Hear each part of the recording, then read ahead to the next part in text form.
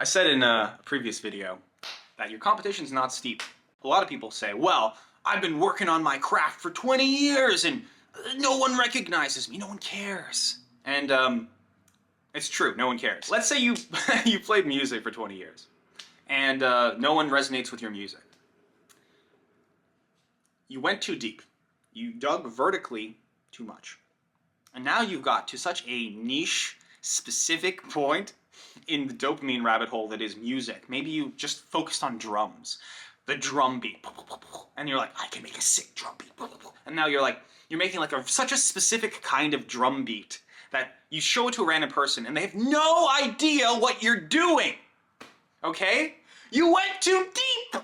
You need to bring it up. Here's the surface. This is where everybody is, okay? Everyone's up here at the surface, mingling, talking. This is baseline human experience.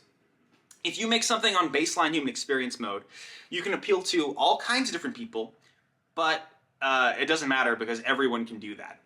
You go deeper, you go deeper, you go deeper. You reach a certain point where you're like making something that no one else can do. Maybe you're the best guitarist in your city. You go even deeper, you're the best guitarist in the world. If you are the best guitarist in the world, you've got legs. You could probably make it. Chances are you're not. Chances are you're not the best guitarist in the world. So what do? You've been doing guitar for 20 years. You can teach guitar. Cool. But do you want to make art that no one else can make? Because if you do, you move laterally, across. You find a different topic and you incorporate that topic into your deep work. You didn't waste your time spending 20 years on guitar. I mean this genuinely. I am so jealous of people who have designed a perfect tool, a craft, something they really love, and they can do it better than anyone else. I'm jealous of you. At the same time, I understand that you've gone too deep down the dopamine rabbit hole in whatever specific niche that you're in, such that you are no longer appealing to normal people. You're appealing to weirdos that have also fallen down your specific dopamine niche. And that's maybe going to max out at 20 people, which is not enough to make you successful as an artist. Now, not everybody has to be successful as an artist. I really should probably bring that up more. But if that is your goal, if that's what you want, you're doing it wrong. You need to move laterally. You need to innovate a little bit. You don't have to innovate a huge amount. You don't have to be an avant-garde artist. I mean, I enjoy doing that, but you don't have to you don't have to be insane. You don't have to be schizophrenic about it. Just, if you're down here, if you've dug from here to here, try just going from here to here. Move laterally a little bit. Incorporate another medium. Draw. Learn how to draw, do a little animation in the background. Try something that changes the way that you present the art or the fundamental nature of the art such that you're not doing the same thing you've been doing for 20 years and haven't had any success in. Now, is it possible you keep digging for another 10 years and you make it? You become the best pianist or violinist or whatever in the world. Yes, it's possible. And I don't want to discourage you from doing that if that's what you believe in yourself to do. But if you are at the point where you are fed up with art and you say, fuck this, I can't do this anymore, no one resonates with my work, I really would encourage you to ask why. And the answer might be because you haven't brought yourself up to the surface for people to appreciate. If you are down here and you incorporate, say, mid-level drawing skills, maybe even bad level drawing skills with your work, a song, right, a musical number, right, over here, and you're over here with like lyrics. Let's say you're like make okay lyrics to match with your 20 years of musical experience. That's a hit. Like a little bit of artistic animation. That's a hit. You can find someone to work with you who's down here. Holy shit, dude! Bam! You win. Your competition is not steep, provided you can innovate, provided you can work with other people, provided you can try something different. Do you know why?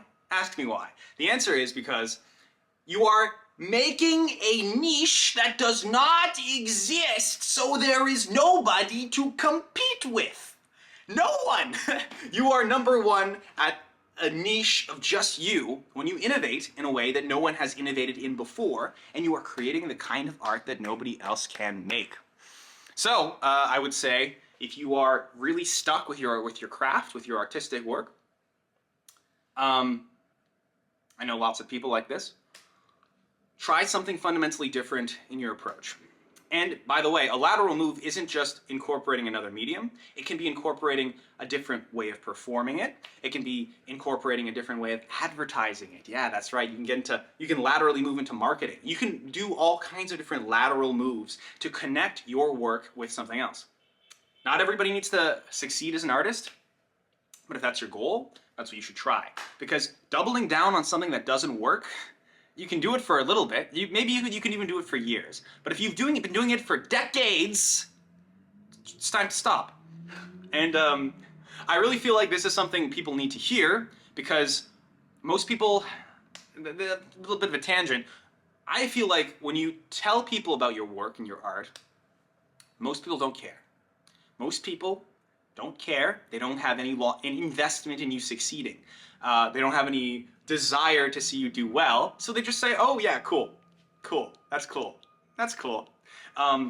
This is the advice that I needed to hear when I was getting deep into a spoken word rabbit hole. I thought, maybe if I just keep making spoken word better and better and better, eventually I'll combine words in a way that people will like a lot. And you know, spoken word, I love spoken word. That's my first love. That's my first passion. That's the first medium I worked in. But it wasn't until I combined it with a really shitty rap beat that I went from being very lyrically good to having very bad, beats in the background. That's that. And then very basic political knowledge, okay? That trifecta, very deep spoken word knowledge, minimal political knowledge, minimal musical, like drum beat knowledge, combines to make something marketable, something that succeeds. So, I would really encourage you to think about things along those lines. And this can apply to a lot of different stuff. And yeah, try that.